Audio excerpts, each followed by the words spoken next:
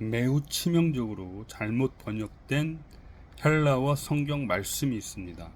바로 로마서 1장 4절 말씀이죠. 개역 한글에는 성결의 영으로는 죽은 가운데서 부활하여, 개역 개정은 성결의 영으로는 죽은 자들 가운데서 부활하사, 그리고 영어 성경인 킹 제임스를 비롯한 대부분의 영어 성경은 by the resurrection from the dead 이렇게 번역되어 있습니다.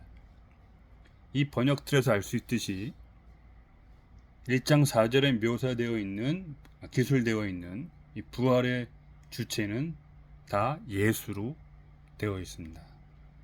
예수가 죽은 자들 가운데서 부활했기 때문에 능력으로 하나님의 아들로 선포될 수 있었다는 것이죠.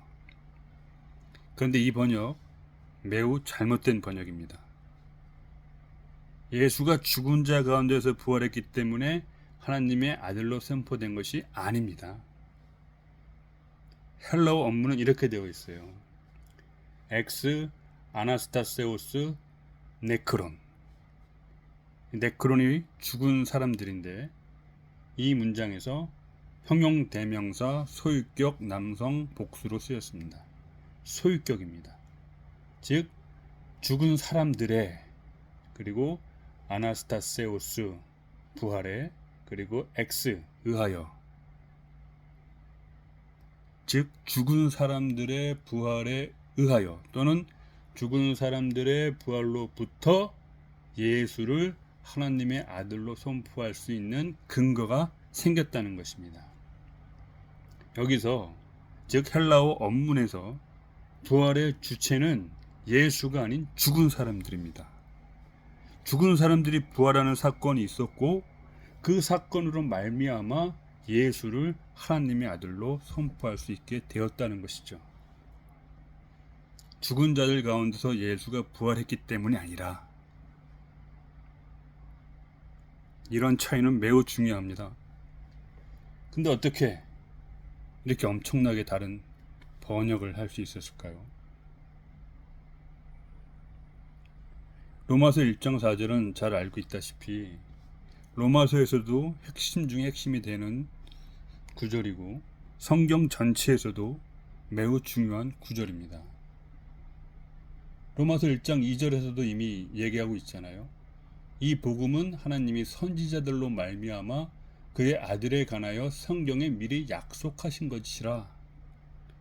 즉 성경 전체에 약속되어 있는 하나님의 아들에 관한 말씀인데, 그 하나님의 아들 예수가 죽은 자 가운데서 부활했기 때문이 아니라 죽은 자들의 부활이 있었기 때문에, 그로 인해 예수를 하나님의 아들로 선포할 수 있었다는 것입니다.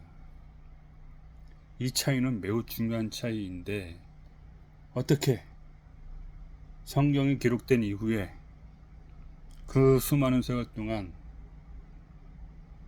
잘못된 번역을 해올 수 있었는지 참 기가 막힙니다. 그러면 왜 그렇게 번역했을까요? 이유는 간단합니다.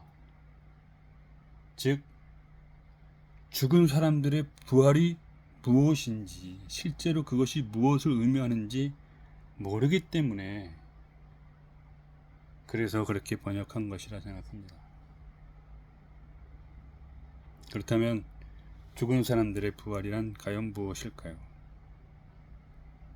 이 죽은 사람들의 부활은 지금 사도 바울이 예수의 영과 관련하여 얘기하고 있듯이 영과 관련하여 죽은 사람들의 부활 사건이 있었다는 것입니다.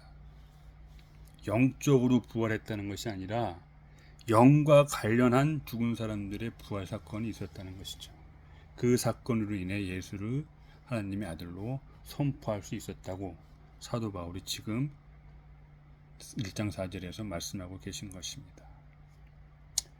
자, 그러면 죽은 자들의 부활, 영과 관련되어 있는 죽은 자들의 부활이 무엇인지는 다음에 다시 한번 말씀해 보도록 하겠습니다.